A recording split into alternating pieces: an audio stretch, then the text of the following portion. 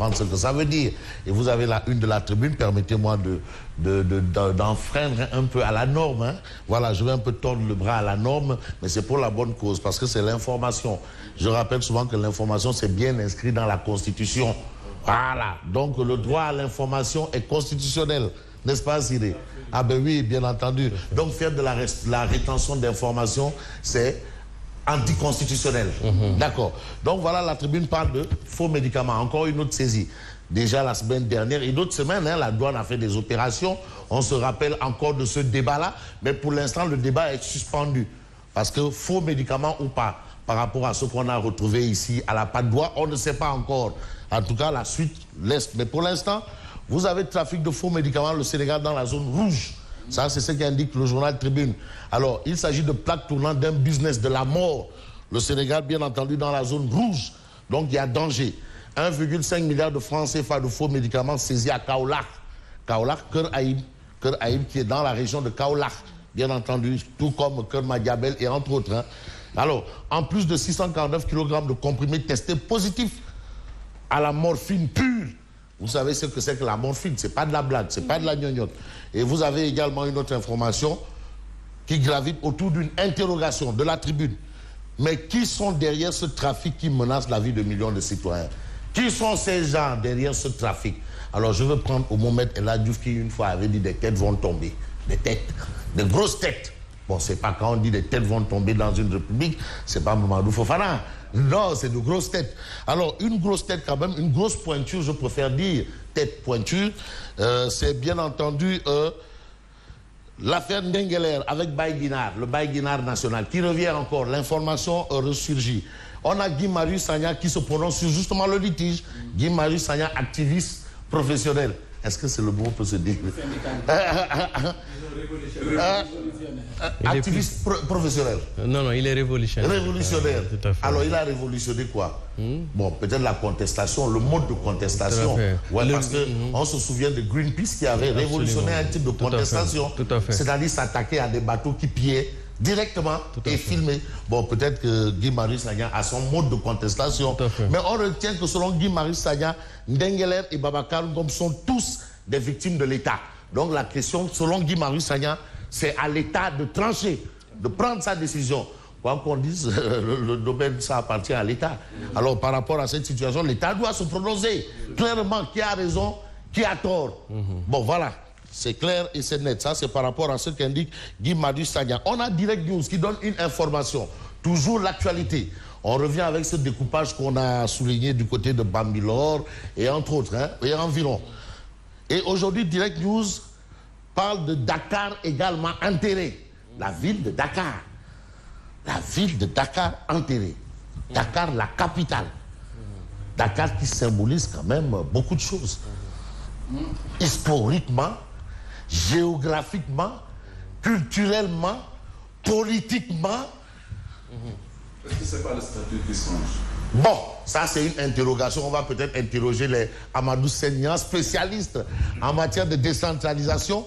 Bon, mais nous, notre connaissance en termes de décentralisation, il faut l'avouer, ça règle à l'acte 3, l'acte 2. 2 et 3. 2. Bon, déjà il y a l'acte 3 qui est compliqué à comprendre parce qu'on parle de communalisation intégrale. Territorialisation intégrale. Alors maintenant, on a des problèmes pour comprendre par rapport Est-ce que l'urgence est là par rapport à ça? Bon, ben, je ne sais pas, parce que aussi tout est urgent, tout est urgent, c'est ce qu'on nous a fait comprendre. Donc on ne fait que s'arrêter à ce qu'on nous a dit. Parce que aussi ceux qui nous parlent là, ils ne sont pas de faux dévots. Faux dévots. Bon, alors, aujourd'hui, on nous dit qu'il y aura la ville de Yoff qui va englober les communes de Yoff, Parcelles Assainies, Grand Yoff, Ngor, Ouakam et Almadi. Yoff. On nous parle aussi de la ville de Grand Dakar. Commune de Grand Dakar, Biscuiterie, Sicap, Liberté, Dieuppeul, Derklé, HLM et Anne. Biscuiterie de Barthélemy. Biscuiterie de Barthélemy, Liberté de Santi-Agne, Grand Dakar de Jean-Baptiste. Right? Et Point E. Ouais, la ville de Colobane. Commune de Colobane, Fass, Gueule Tapée, Médina, Plateau, Sicap, Mermoz et Point E. Mais la crainte en réalité de tout ça, c'est de perdre la capitale. Parce que moi j'en ai une deuxième lecture qui vient compléter la première que le premier. Parce que souvent on dit que c'est pour peut-être contrecarrer l'opposition.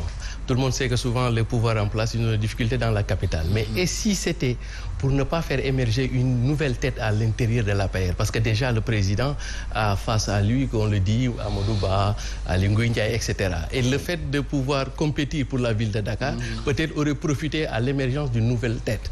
Et que peut-être que le président, ayant peut-être l'ambition d'une troisième candidature, disons-le comme ça, ne souhaiterait pas avoir une tête de plus en son interne et que Dakar, celui qui serait maire de Dakar, serait aussi dans le peloton des futurs dauphins du président Macky Sall. Donc c'est une lecture, donc on peut parler d'acte 3 prime. Acte 3 prime. Mais on a aussi Marie Théoniane qui rétablit la vérité des faits. C'est par rapport au retard dans les chantiers de l'université Amadou Mahtar-Mbow. Vous avez ces informations dans Direct News. En vérité, tout ce qu'a dit le docteur Cheikh Oumar Anne est faux par rapport aux explications de Marie Théoniane. Par rapport aux explications de Marie Théoniane. Parce que quand même, il ne faudrait pas qu'on confonde vitesse et précipitation. Alors, je vais peut-être me précipiter vers Critique qui nous informe que bientôt Lamine Diack sera à Dakar. Bonne nouvelle. Retour au pays natal, Lamine Diack sort aujourd'hui du guêpier français. Ça, c'est ce que renseigne Critique. Et puis, sur la vente de terrain à l'aéroport Yoff par la CGIS, Fofana, vous connaissez cette structure, la CGIS, et là, Critique parle d'un truc, d'un fait, ça sent le Baraïgo. Baraïgo, ok. Mais vous avez aussi une histoire, Abdoulaye Wilane, toujours avec Critique, Abdoulaye Wilane seul contre Benno à Kaffrine. Pourquoi Abdoulaye Wilane est seul contre Benno à Kaffrine? C'est peut-être parce qu'au niveau de Kaffrine, Benno a choisi une autre personne. De toutes les façons, c'est les urnes qui déterminent qui est qui. Donc, il faut qu'on soit clair. Même cette histoire de acte 3 prime ou acte 3 bis, mais le Mandache là, ça se passe là-bas. Ce qui doit changer là, c'est là-bas. Update. Absolument. Est-ce que c'est pas dû à sa récente sortie contre le président de la République aussi? Ah ben voilà. De toutes les façons. C'est ramé à contre-courant de la volonté du président. On rame à contre-courant de la volonté de Dieu et Astaghfirullah. Du président. Ouais. Mais il est du Parti Socialiste. Est-ce que ça ne conforte pas l'argument de ceux qui disent, comme les Bamba Fall, que le PS est devenu un mouvement de soutien? Bamba Fall, Bamba partout. L'homme, le président de la République de la Médina. Bon, alors, on peut s'intéresser à quel journal? Mais au journal Enquête, audit fichier parrainage Benno Bokk Yakaar à contre-attaque. Vous avez Morngom, vous avez le professeur Ismaïla Madior Fall. Morngom, Ismaïla Madior Fall. Et puis vous avez d'autres informations.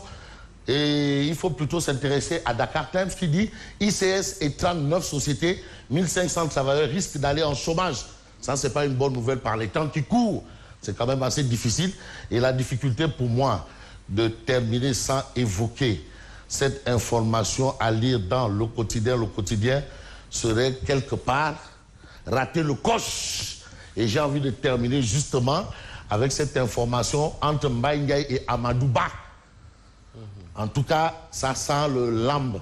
Est-ce du lambi-golo ou du bereboukeigmam? Retenons que Mbaye Ndiaye pique, Amadou Ba réplique. Querelle de parcelles, ça c'est le titre du quotidien. Pour ne pas dire querelle de chapelle. Ou bien querelle de bord de fontaine. Ou bien querelle d'épicier. Querelle au ras des pâquerettes. Ça, ce sont les tournures journalistiques là. Tout à fait. Pour amplifier les choses. Alors... Non, vous savez, parfois, les journalistes, là, ils savent tellement manipuler. C'est ça, Mbaye Ndiaye qui